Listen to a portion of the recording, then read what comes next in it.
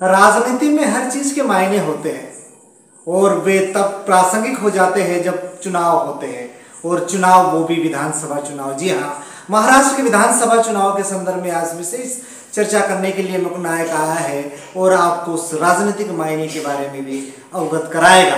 अभिवादन स्वीकार कीजिए बालकृष्ण बाविस्कर का, और बात करना चाहता हूँ उस मायने की। जी हाँ, यदि हम महाराष्ट्र चुनाव में गठबंधनों की बात करें तो महाविकास आघाड़ी यानी कि उद्धव ठाकरे, शरद पवार और फिर कांग्रेस पार्टी की नाना पटोले कहे या फिर मुखिया यदि कहे तो फिर कांग्रेस पार्टी के मुखिया जगजाहिर है।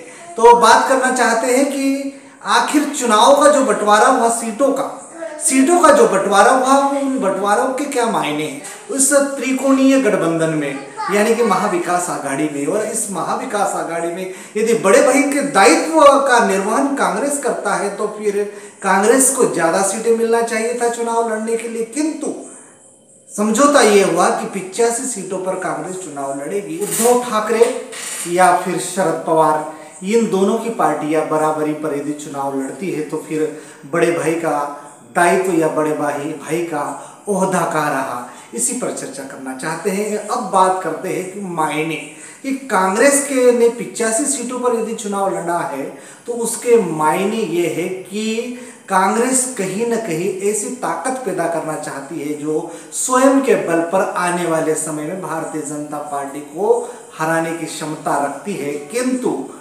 एक ऐसी स्थिति भी आई जब 2019 में कांग्रेस को केवल महाराष्ट्र से एक सीट प्राप्त होती है लोकसभा में, और उसी तारतम्य में जब 2024 में लोकसभा का चुनाव आते हैं तो कांग्रेस लगभग 13 सीटें जीतकर एक नवाचार करती है। और उसमें सबसे बड़ी बात हो कि उसमें वो 11 सीटें ऐसी हैं जो भारतीय जनता पार्टी को उन्होंने सीधे उस रण में पराजित कर दिया था। तो बड़े भाई का दायित्व यदि निभाना चाहते हैं तो फिर लोकसभा में जो परिणाम आए वो भी विधानसभा में आना चाहिए, किंतु कांग्रेस के जो लोकसभा में परिणाम आए वो विधानसभा में उसे साबित नहीं कर पाए।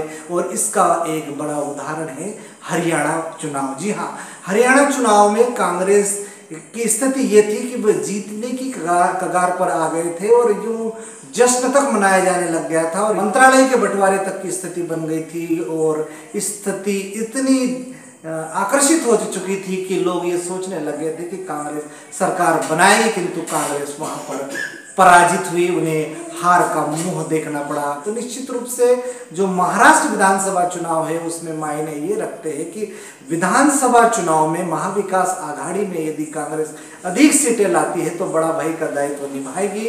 किंतु यदि पिछले आंकड़ों पर हम चर्चा करेंगे तो कांग्रेस जो गठबंधन की राजनीति जब से शुरू हुई है महाराष्ट्र के संदर्भ में, तो कांग्रेस वहां पर शरद पवार के बिना नहीं चल पाई है। जी हाँ, तो ऐसी स्थिति यदि निर्मित होती है तो फिर आने वाले समय में निश्चित ही कांग्रेस के लिए पशुपेश की स्थिति होती है। और मायने इस बात पर जाकर टिकते हैं कि फिर कांग्रेस अपना वजूद लोकसभा चुनाव में ही बनाए रखेगी या फिर विधानसभा चुनाव में कोई चमत्कार करेगी। हालांकि दूसरी ओर जो दूसरा धड़ा है भारतीय जनता पार्टी के साथ, जो दूसरा धड़ा है उस धड़े ने तो ये दावा कर दिया है कि हमने अन्य साथी पार्टियों के साथ जो चुनाव लड़ने का जो हामी भरी है, लेकिन पार्टी चुनाव के बाद यानी कि उनका सीधा सीधा कहना है देवेंद्र फडणवीस जी का कि हम एक बड़े भाई की भूमिका में रहेंगे, यानी भारतीय जनता पार्टी